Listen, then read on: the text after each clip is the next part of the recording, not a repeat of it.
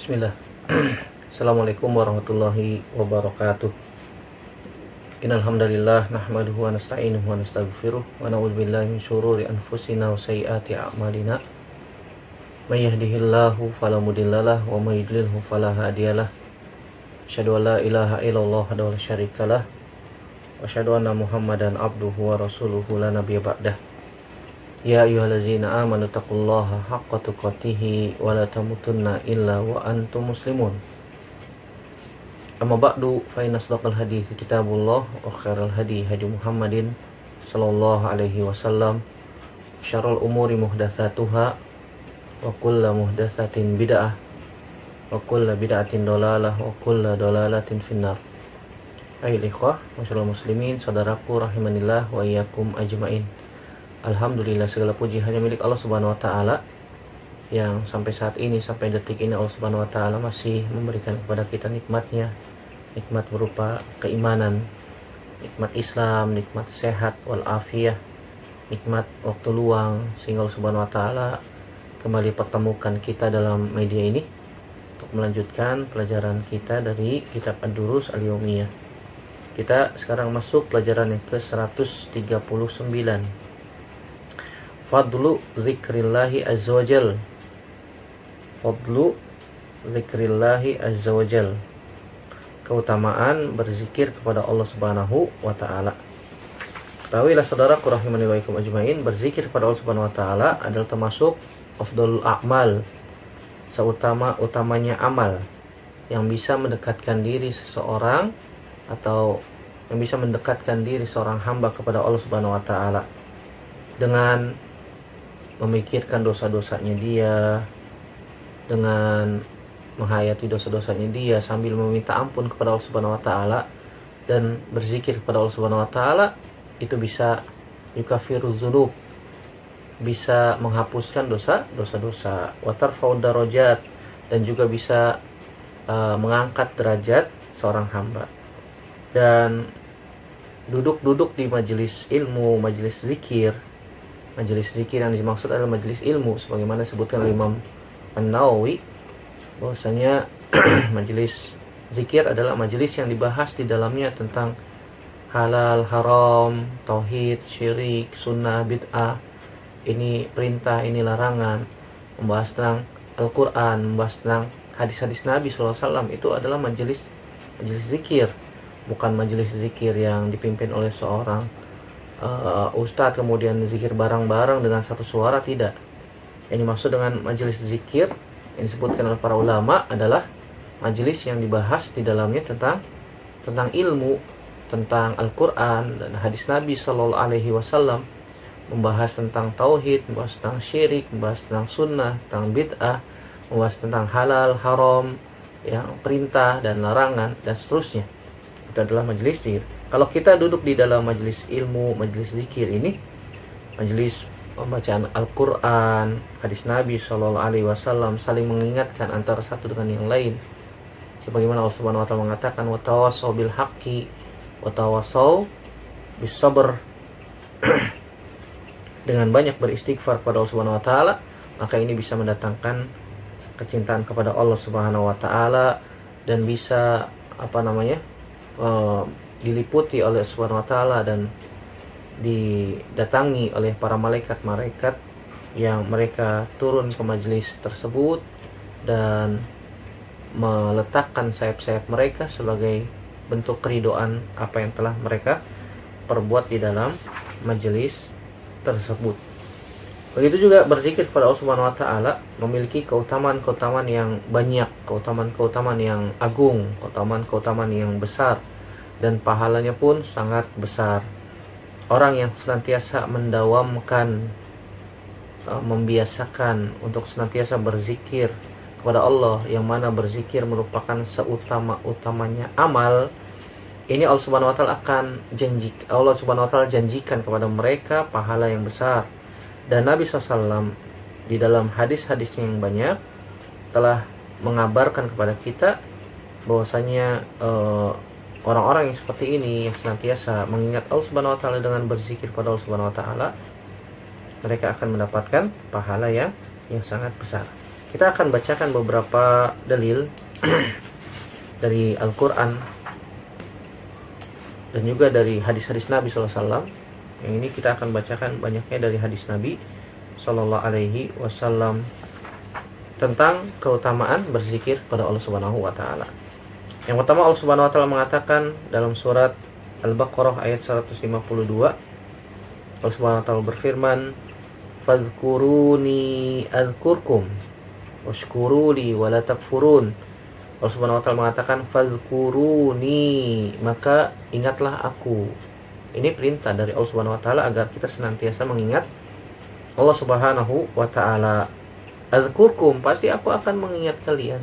Washkuruli wala takfurun, dan bersyukurlah padaku dan janganlah kalian apa? Kufur nikmat kepada Allah Subhanahu wa taala. Di sini Allah Subhanahu wa taala sebutkan fazkuruni, ingatlah aku. Mengingat Allah Subhanahu wa taala dengan berzikir kepada Allah, dengan membaca Al-Qur'an. Berzikir kepada Allah dimanapun kita berada, kapanpun kita dimanapun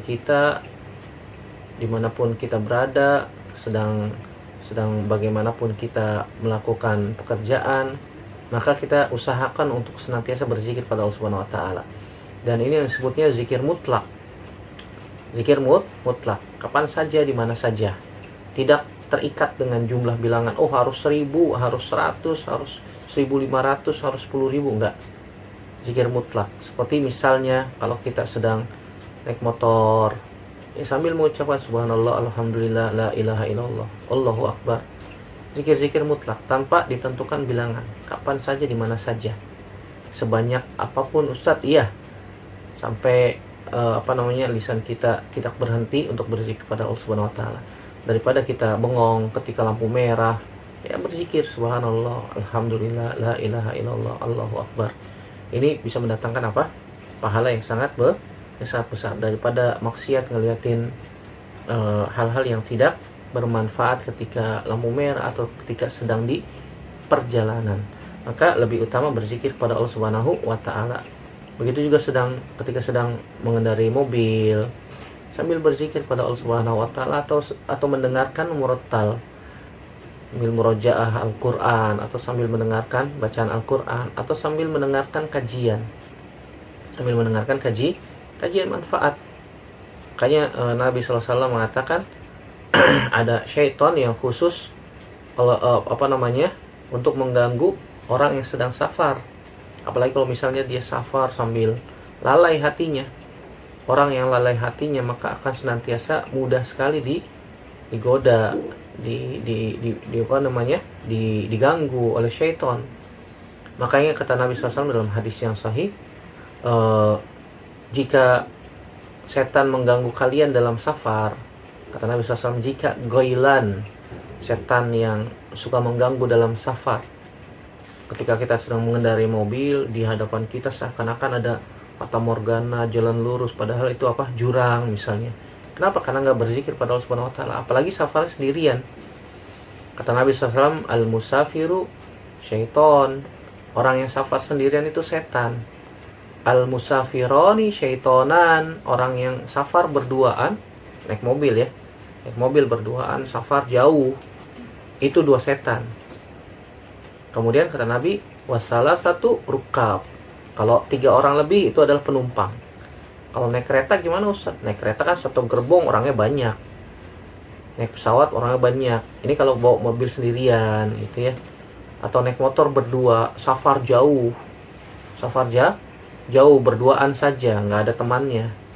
Kata Nabi SAW, setan. Dan ada setan khusus untuk menemani orang dalam perjalanan. Yang disebut oleh Nabi SAW adalah goilan. Kata Nabi SAW, jika goilan mengganggu kalian, fabadiru bil azan, maka hendaknya kalian segera berazan atau segera berzikir kepada Allah Subhanahu wa taala. Diberikan fata morgana di depan, seakan-akan jalan lurus, ternyata jurang, ternyata tembok, ternyata jalan buntu, atau macam-macam lah.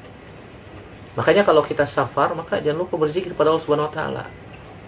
Jangan lalai hati kita dari berzikir, atau paling tidak telinga kita mendengarkan dari audio dari head unit mobil misalnya, mendengarkan murotal atau mendengarkan kajian, supaya hati kita nggak kosong, hati kita nggak lalai. Kalau hatinya kosong, hatinya lalai, mudah sekali diganggu oleh syaitan. Sebagaimana dikatakan oleh Abdullah bin Abbas radhiyallahu taala anhuma, kata beliau radhiyallahu taala anhuma, asyaitanu jazimun ala qalbi ibni Adam. Setan itu bercokol di hati manusia yang paling dalam. Idza saha wa ghafala waswas wa idza dzakarallaha ta'ala khanas.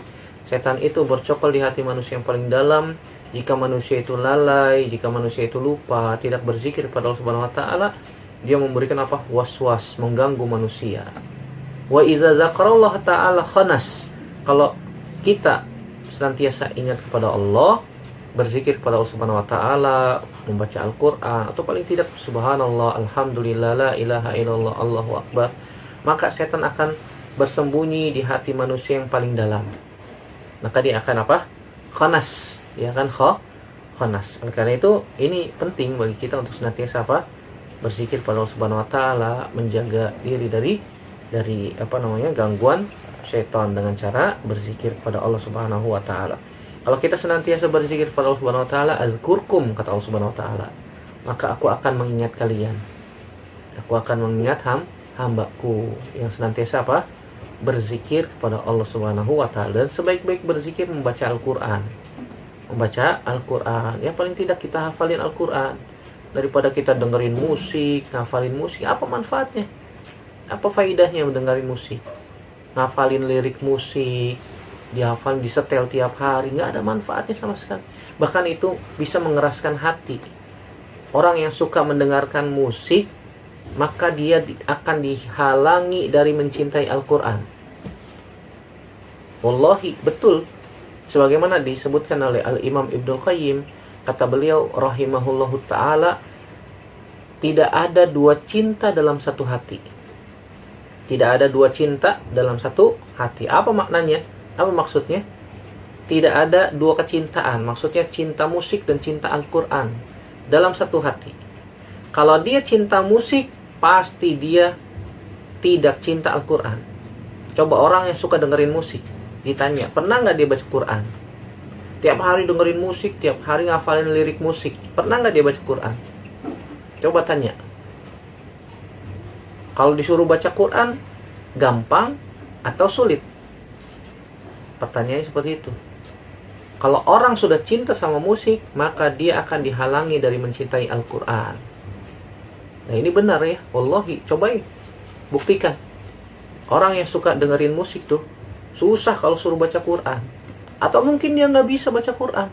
Lirik musik dari berbagai macam jenis musik, sampai artis-artisnya ditanya, musik ini nih, lagu ini siapa yang nyanyi? Tahu dia. Tapi kalau ditanya tentang Al-Quran surat kedua, surat apaan? Loading. Al-Quran surat ke-114, loading. Padahal surat An-Nas. Ya gitu ya. Surat yang kedua, surat Al-Baqarah. Surat pertama, Al-Fatihah. Kalau ditanya berapa jumlah ayat surat ini, loading. Gak paham, gak ngerti, gak tahu. Kenapa? Gak pernah baca Al-Quran. Gak pernah baca Al-Quran. Sebaik-baik zikir adalah Al-Quran. Makanya sering saya katakan, orang muslim, ngaku-ngaku muslim, ngaku-ngaku dirinya Islam, tapi gak bisa baca Quran, ini aib. Ini musibah. Ini aib, celaan. Orang muslim kok gak bisa baca kitabnya sendiri, Al-Quran. Tapi lirik-lirik lagu bahasa Indonesia, bahasa Inggris, sampai bahasa Korea hafal. Sampai bahasa Korea, bahasa Jepang, Masya Allah. Nas'alullah salamata wal afiyah. Nah ini real, nyata, emang seperti itu. Makanya setan senantiasa mengganggu manusia, menghalangi manusia supaya berzikir kepada Allah Subhanahu wa taala. Caranya gimana? Dengan musik. Ya, itu melalaikan, melalaikan. Makanya saya mengajak kepada saudara-saudara sekalian untuk segera kembali kepada Allah Subhanahu wa taala. Tinggalkan musik. Kalau kita mati sedang mendengarkan musik, dikhawatirkan su'ul khotimah. dikhawatirkan su'ul khotimah. Tinggal kita pilih, kita mau mati dalam keadaan sedang mendengarkan musik apa sedang membaca Al-Quran. Dan closing umur seseorang tergantung kebiasaan dia. Kalau dia biasanya mendengarkan musik, dikhawatirkan meninggal, ditutup usianya dalam keadaan mendengarkan musik, su'ul khotimah, na'udzubillah. Nas'alullah salamata wal afiyah.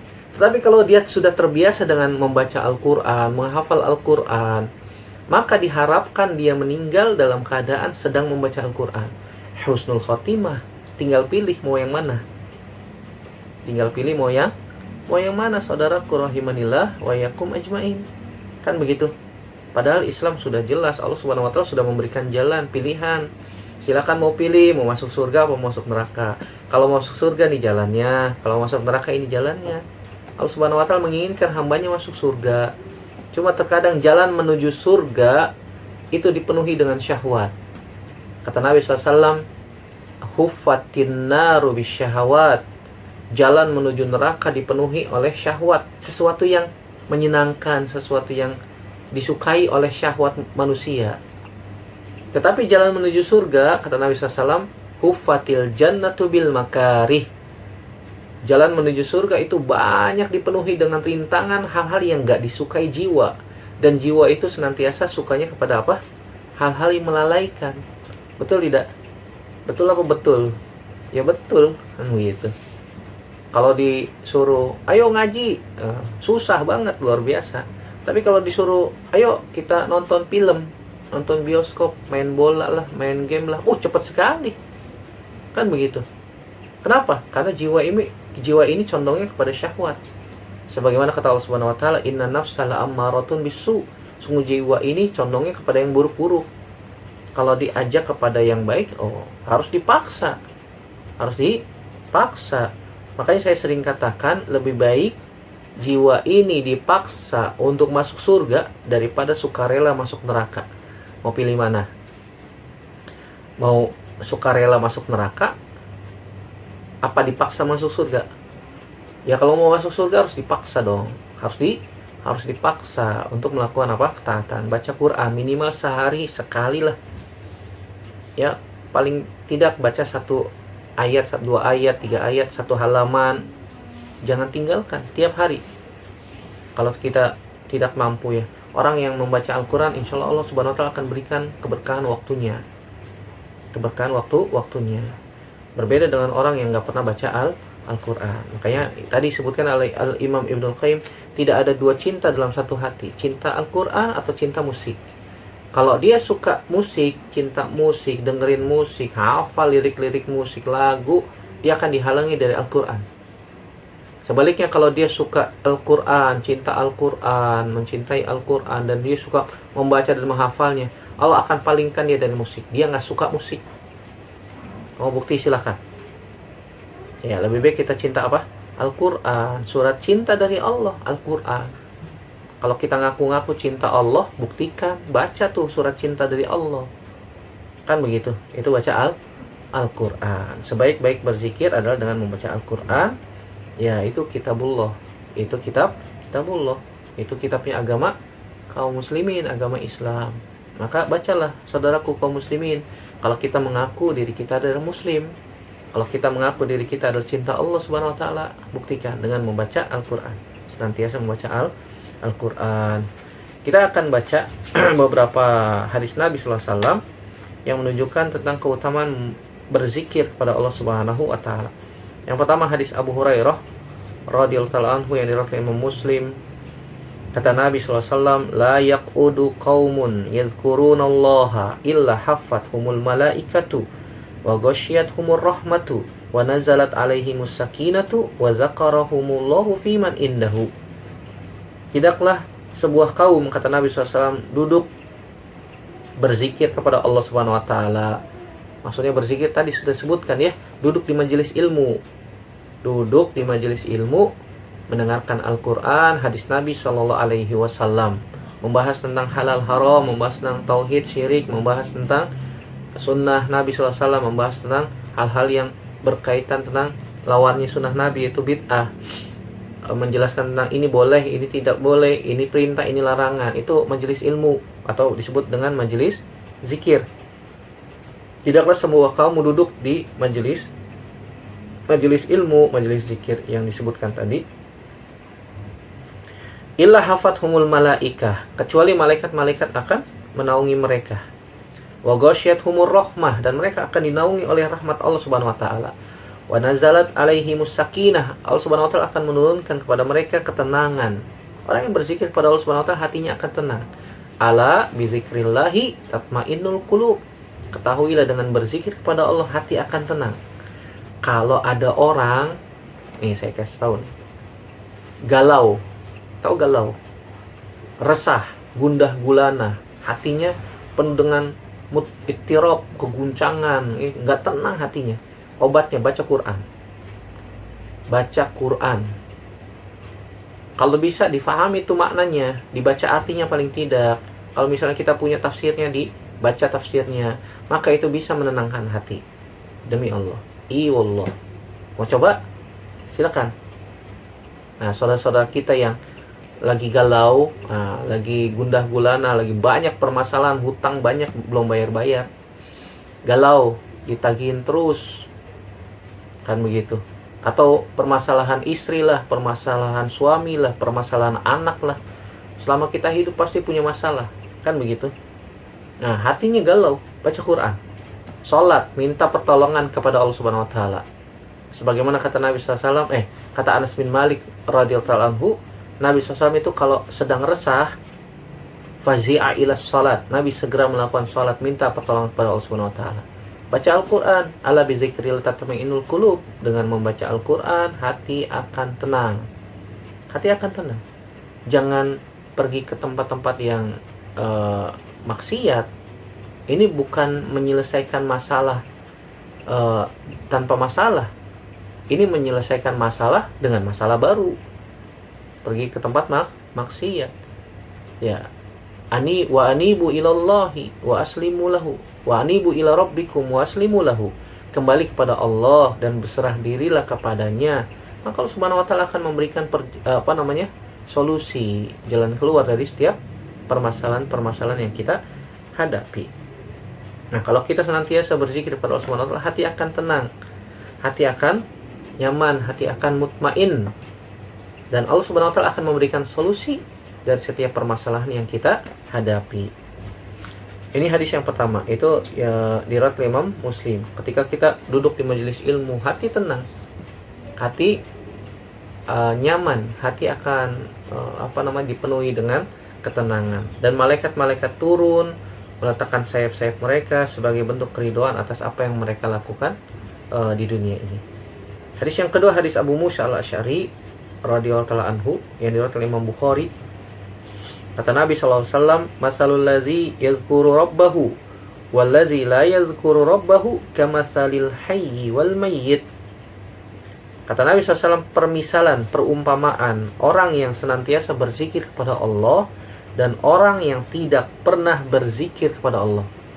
Permisalannya seperti orang yang hidup dan orang yang mati. Orang yang gak pernah baca Al-Quran, gak pernah berzikir kepada Allah Subhanahu wa taala, hatinya mati. Seperti mayat hidup berjalan di muka bumi tapi hatinya mati. Kayaknya hidup ini kosong, gak ada apa. Saya ini hidup mau kemana sih? Saya ini hidup mau ngapain? Kan begitu. Maka ini yang perlu ditanyakan kepada diri kita. Pernahkah kita merasakan seperti itu? Kita ini tujuan hidup mau kemana? Kita ini mau ngapain di dunia ini? Nabi SAW katakan, a'maru ummati baina sittina wa sab'in, umur umatku itu antara 60 sampai 70 tahun. Nah, kita yang udah tua-tua misalnya, umur 60, umur 70, umur 50, mau ngapain kalau nggak berzikir? Kalau udah tua malah bermaksiat, malah suka dengerin musik, bukannya kembali kepada Allah, bertaubat kepada Allah Subhanahu wa taala atas dosa-dosanya. Kembali kepada Allah Subhanahu wa taala dan banyak beristighfar. Nabi SAW ketika di akhir-akhir hayatnya, Nabi SAW senantiasa banyak beristighfar kepada Allah Subhanahu wa taala. Banyak berzikir kepada Allah Subhanahu wa taala. Kata Allah Subhanahu wa taala, "Fasabbih bihamdi rabbika wastaghfirhu innahu kana tawwaba." Ketika akhir-akhir hayat Nabi SAW, Allah perintahkan untuk senantiasa apa? Bertasbih, berzikir pada Allah Subhanahu wa taala, memuji Allah, subhanallah, alhamdulillah, dan minta ampun. Dan minta ampun kepada Allah Subhanahu wa taala karena dosa kita ini banyak. Dosa kita ini banyak. Minta ampun kepada Allah Subhanahu wa taala. Nah, orang yang enggak pernah berzikir, enggak pernah membaca Al-Qur'an, itu seperti orang yang mati walaupun dia berjalan di muka bumi. Mayat hidup, hati jasadnya hidup tapi hatinya mati. Sebagaimana kata Nabi SAW dalam hadis ini, hadisnya sahih, riwayat Imam Bukhari rahimahullah taala. Kemudian yang ketiga, hadis Abu Hurairah radhiyallahu taala anhu yang diriwayatkan oleh Imam Bukhari dan juga Imam Muslim. Kata Nabi SAW, yaqulullahu ta'ala, Allah Subhanahu wa taala berfirman. Ini namanya hadis apa? Hadis qudsi. Allah Subhanahu wa taala berfirman, ana inda dhanni abdi bi wa ana ma'ahu idza dzakarani fa in dzakarani fi nafsihi dzakartuhu fi nafsi wa in dzakarani fi mala'in dzakartuhu fi mala'in khairun minhum. Muttafaqun alaihi. Kata Allah Subhanahu wa taala dalam hadis qudsi, ana inda dhanni abdi bi, aku bersama persangkaan hambaku. Wa ana ma'ahu idza zakaroni, dan aku bersamanya jika dia berzikir kepadaku. Maksudnya apa? Maksudnya Allah Subhanahu wa taala bersama persangkaan hambanya. Artinya kita kalau menemukan sebuah permasalahan, sebuah situasi, maka kita berhusnuzon kepada Allah. Ingat ya, husnuzon, berbaik sangka. Misalnya ada orang sakit, maka kita berbaik sangka dengan mengatakan apa? Semoga Allah Subhanahu wa taala menyembuhkan penyakitnya. Alhamdulillah dikasih sakit, Allah Subhanahu wa taala ingin apa? Menghapuskan dosa-dosanya. Allah Subhanahu wa taala ingin mengangkat derajatnya. Fal tasbir wal tahtasib, hendaknya sabar dan mengharapkan pahala dari Allah Subhanahu wa taala. Husnuzon, insyaallah tahurun, insyaallah. Insyaallah ini sebagai apa? Penghapus dosa.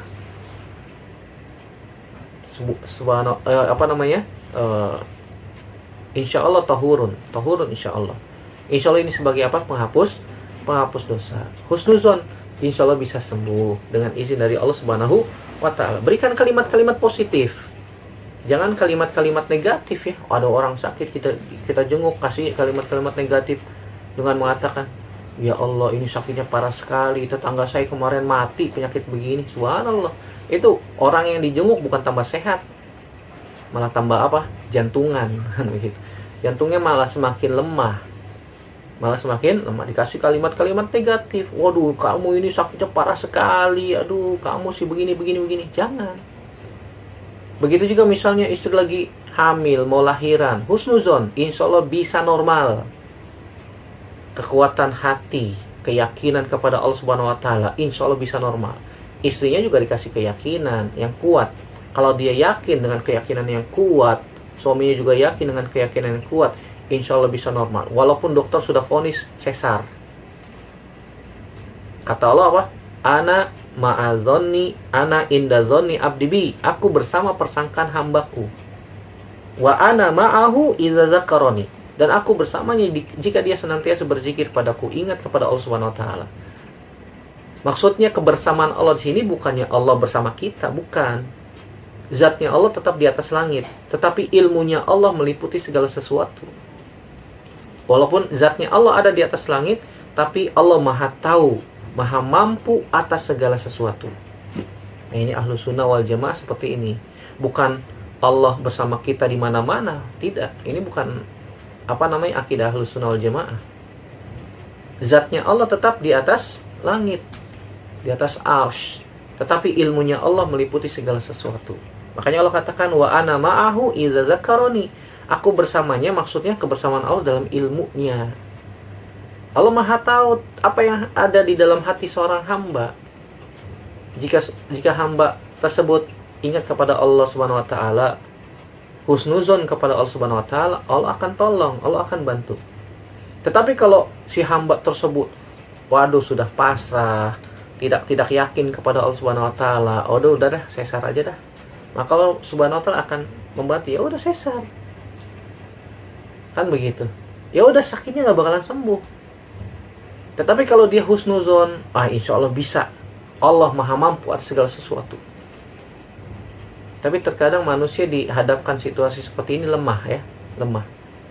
Ya, ketika dia sudah melihat, ya sudah mau gimana lagi. Akhirnya pasrah, sesar. Kan begitu. Ya, ini sakitnya udah parah nih. Udah nggak bakalan sembuh nih. Udah jadi tuh. Seperti itu. Ana inda zoni abdibi, kata Allah Subhanahu wa taala, aku bersama persangkaan hambaku, wa ana ma'ahu idza zakaroni. Kemudian Allah Subhanahu wa taala mengatakan, fa in zakaroni fi nafsihi zakartuhu fi nafsi. Kalau kita senantiasa mengingat Allah Subhanahu wa taala di dalam jiwa kita, diri kita, Allah akan mengingat-ingat kita. Oh, si fulan yang senantiasa berzikir mengingatku. Oh, si fulan yang senantiasa begini dan begitu. Allah Subhanahu wa taala akan ingat nama kita. Wa in zakaroni fi mala'in zakartuhu fi mala'in khairun minhum. Jika seorang hamba itu menyebutkan aku fi mala'in, di hadapan para malaikat, zakartuhu fi mala'in khairun minhum, dan aku pun akan menyebutkan dia di hadapan malaikat. Di hadapan malaikat. Allah Subhanahu wa taala akan sanjung hamba tersebut di hadapan para malaikat. Tuh, lihat hambaku sedang mengingatku di hadapan para malaikat. Kalau Allah Subhanahu wa taala sudah mencintai kepada seorang hamba, Allah Subhanahu wa taala akan perintahkan kepada malaikat, wahai malaikat, ketahuilah bahwasanya aku mencintai si fulan. Maka si fulan itu malaikat itu akan mengatakan kepada malaikat yang lain, Allah mencintai fulan, Allah mencintai fulan, karena senantiasa berzikir kepada Allah Subhanahu wa taala. Maka Allah Subhanahu wa taala akan menjadikan hamba-hamba di dalam hati hamba-hamba cinta sama fulan. Kenapa? Karena dia senantiasa berzikir kepada Allah Subhanahu wa taala. Dan banyak ya, masih banyak hadis-hadis Nabi SAW yang menyebutkan tentang keutamaan zikir. Kalau mau lebih luas, baca kitab Al-Wabilus Sayyib karangan Al-Imam Ibnul Qayyim, atau juga kitab Al-Azkar karyanya Imam An-Nawawi rahimahumullahu ta'ala al-jami. Demikian yang bisa kita sampaikan untuk kesempatan kali ini. Semoga yang kita sampaikan ini bermanfaat untuk saya pribadi dan semua yang mendengarkan. Semoga Allah Subhanahu wa taala memudahkan kita semua agar kita termasuk orang-orang yang senantiasa berzikir kepada Allah Subhanahu wa taala, senantiasa mengingat Allah, senantiasa membaca Al-Qur'an, memahaminya, mentadaburinya, sehingga kita bisa mengamalkan Al-Qur'an sesuai dengan apa yang Allah Subhanahu wa taala inginkan, sesuai dengan apa yang dibawa oleh Nabi SAW berupa agama Islam ini. Semoga Allah Subhanahu wa taala menutup usia kita dengan husnul khatimah, dan semoga Allah memasukkan kita semua ke dalam surganya tanpa hisab dan tanpa azab. Amin ya rabbal alamin. Demikian yang bisa kita sampaikan. Semoga bermanfaat. Aku qouli hadza astaghfirullah li wa lakum. Subhanaka Allahumma wa bihamdika asyhadu an la ilaha illa anta astaghfiruka wa atubu ilaik. Wassalamualaikum warahmatullahi wabarakatuh.